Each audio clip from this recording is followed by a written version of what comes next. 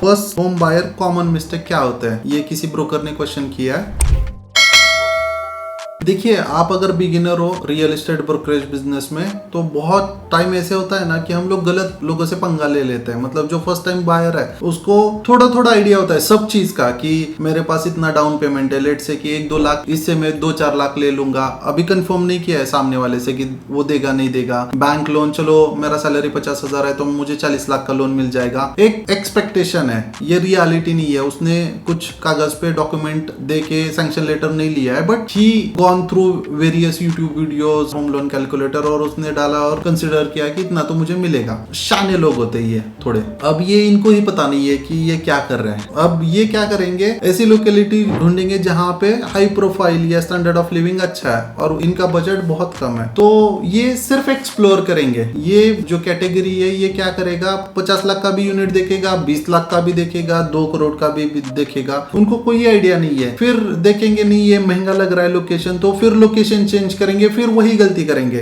Late से कि category B का लोकेशन चेक किया, फिर वहां पे 10 लाख का भी देखेंगे, 20 लाख का देखेंगे, 30 लाख का देखेंगे। फिर कोई थर्ड कैटेगरी देखेंगे। लेट से कि अभी वो फ्लैट देख रहे थे, उनका माइंड चेंज हुआ, अभी वो प्लॉट देख रहे हैं। हम लोग इतने प्राइस में तो बंगलो कंस्ट्रक्ट करेंगे। फिर वो ओपन प्लॉट देखेंगे, लीगल से इलीगल का कंपैरिजन करेंगे, वगैरह वगैरह। मतलब जो भी इनपुट्स इनको मिला या जो भी इनकी इमेजिनेशन में चल रहा है ना, इस तरह से ये देखते हैं। अब यहाँ पे बीइंग अ ब्रोकर या रेरा रजिस्टर्ड प्रोफेशनल का गलती क्या हो रहा है कि वो सीरियस ले लेता है इस क्लाइंट को, कि उसने बोला नहीं इतना नहीं होगा, मेरा बजट स्ट्रेच करके इतना हो सकता है, मैंने ऑलरेडी लोन के लिए इंक्वायरी किया है, उन्होंने बोला है 40 लाख का लोन होगा, वगैरह वगैरह। तो हम लोग सीरियस लेके उसके लिए एफर्ट्स लेते हैं, रिसर्च करते हैं, बहुत सारे प्रोजेक्ट का एनालिसिस करके उसको पॉकेट में देते हैं। We are not charging fees. अब उसके सामने पूरा लोकेलिटी का रिव्यू है, ऐसे ही वो 10 लोकेलिटी का रिव्यू ले रहा है पॉकेट में। उसमें वो क्या करेगा, अब सारा इंफॉर्मेशन गैदर करेगा, फिर डिसीजन लेगा ये सही वक्त है नहीं है, मुझे अभी घर चाहिए सच में या रेंटल वाला। उसके सामने फिर एक वीडियो आता है, rent is good then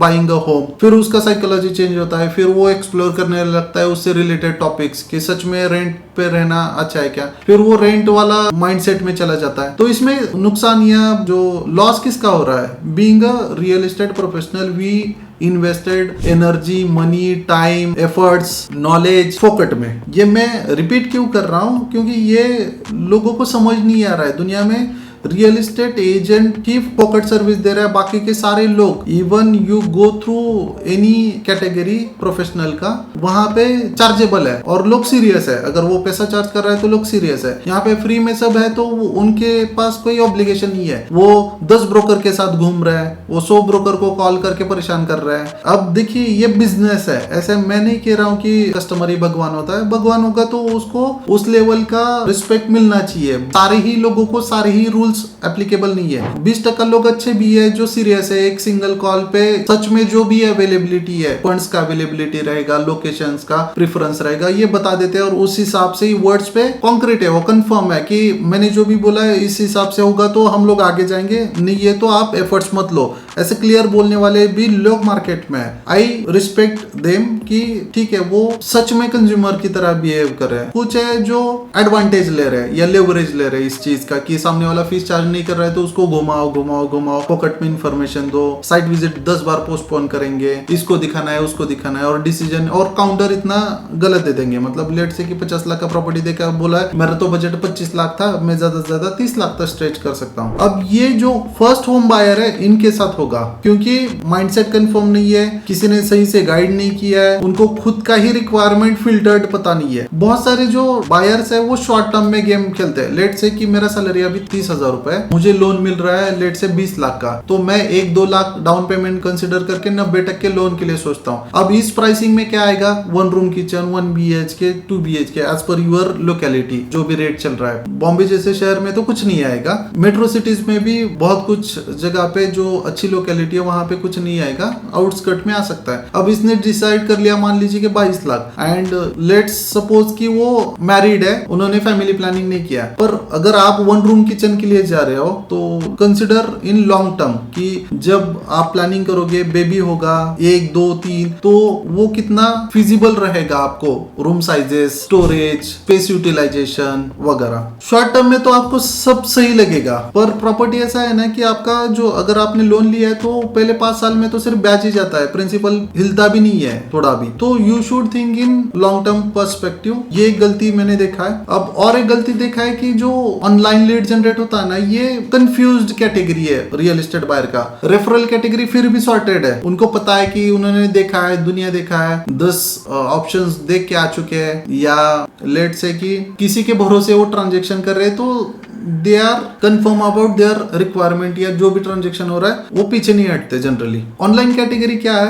her rose 10 property option उनके सामने आ रहा है through Facebook ad, YouTube, reels, अलग अलग सोशल मीडिया प्लेटफॉर्म्स। अब इनका दिमाग घूम रहा है, कल जो देखा था वो भी अच्छा लग रहा है, ये भी अच्छा लग रहा है, तो without any concrete solid reason वो अलग अलग डायरेक्शन में सोच रहे हैं। अभी कभी लगता है कि सी व्यू बीच टच प्रॉपर्टी अच्छा है इन्वेस्टमेंट के लिए, 10 लाख 20 लाख में मिल रहा है, सिटी में क्यों 50 लाख इन्वेस्ट करना है। कभी लगता है कि आउटस्कर्ट में जाएंगे तो अफोर्डेबिलिटी अच्छा है, तो वहां पे सब चीजें सस्ता है, पर इंफ्रास्ट्रक्चर नहीं है, जॉब के लिए इतना आना पड़ेगा दूर वगैरह, या प्राइमरी जो इंफ्रास्ट्रक्चर डेवलपमेंट है वो कम होगा आउटस्कर्ट में, स्कूल कॉलेजेस वगैरह उतना फ्रिक्वेंसी नहीं रहेगा। कभी सोचते हैं कि 2 पैसा ज्यादा जा रहा है पर सारा कंफर्ट लेवल पे मिल रहा है। तो ये जो कैटेगरी है इसको थोड़ा सा कोल्ड लिस्ट में डाल दीजिए, बहुत ज्यादा एफर्ट्स मत लीजिए। अब ये क्या करेंगे फर्स्ट होम बायर, इनके दिमाग में है कि क्यों चैनल पार्टनर थ्रू जाना है, क्यों ब्रोकर थ्रू जाना है। सारा एफर्ट्स लेने के बाद ब्रोकर ने आपको शॉर्टलिस्टेड करके 5 प्रोजेक्ट दे दिया, अब साइट विजिट का बारी आया तो वो क्या करते हैं, बाईपास करने की सोचते हैं। फिर जो लोग आपको रिप्रेजेंट किया था उस प्रॉपर्टी रिगार्डिंग, उसको बाईपास करने की कोशिश करेंगे। मतलब वो डायरेक्टली बिल्डर टीम से बात करेंगे, उनके ऑफिशियल वेबसाइट पे जाएंगे, वहां पे इंक्वायरी ड्रॉप करेंगे, या तो किसी थर्ड ब्रोकर से ही कांटेक्ट करेंगे कि हमने ये 2 शॉर्टलिस्ट किए, आप अगर ब्रोकरेज नहीं ले रहे हो तो इसमें से कौन सा बेस्ट रेट क्या दे सकते हो। मतलब यहाँ पे ऐसा है ना कि एक ब्रोकर ने चलो मुझे 70 लाख का कॉस्ट शीट भेजा है, सामने वाला ब्रोकर कितने का भेजता है देखते हैं। मतलब ये मैक्सिमम लोगों का चाल होता है, एक साइड से देखे तो चालाक लोमड़ी कहते हैं ना, उस हिसाब से। तो मेरे हिसाब से इस कैटेगरी को ज्यादा सर्व मत कीजिए। प्राइमरी सेल्स में जो बहुत सारे ब्रोकर्स का भी एटीट्यूड अलग देखा है, जो मिल रहा है ना हाँ खुश रहो। मतलब मान लो कि 10 में से 9 ब्रोकर चीट कर रहा है, एक तो ठीक मिल रहा है ना, ठीक है मुझे ऐसा ही चाहिए। अगर इस कैटेगरी से बिलोंग करते हो तो प्लीज मेरा वीडियो देखना छोड़ दो। If you don't have self respect don't do real estate business. ये उनके लिए नहीं है जो थाली में पड़ा भीख उठाने की सोच रखता है, उनके लिए मेरा चैनल नहीं है, ओपनली बोल रहा हूँ। तो you should be a professional, you should respect your services, your charge, your ethics, values, और उसके बेसिस पे ही काम कीजिए। अब लास्ट टैक्सेशन रिलेटेड, बहुत सारे लोगों को प्राइमरी कैलकुलेशन होता है कि मेरा होम लोन का EMI ये आएगा। They didn't consider property tax as a liability expense, they didn't consider maintenance, क्योंकि बिल्डर जब आप प्रॉपर्टी ले रहे हो तो सोसाइटी फॉर्म नहीं होता है। जब सोसाइटी फॉर्म होगा तो उसमें 2-4 हजार का EMI बढ़ जाता है, आपका मेंटेनेंस बढ़ जाता है, प्रॉपर्टी टैक्स भी 15-20 हजार साल का बढ़ जाता है। तो ये जो एक्स्ट्रा एक्सपेंस कैटेगरी है ना, इसको कैटर करना जरूरी होता है, पर वो मिस हो जाता है। आई थिंक मैंने ओवरऑल सब मिस्टेक्स कवर किया है। अगर क्वेरी होगा तो कमेंट में डाल देना। Thank you.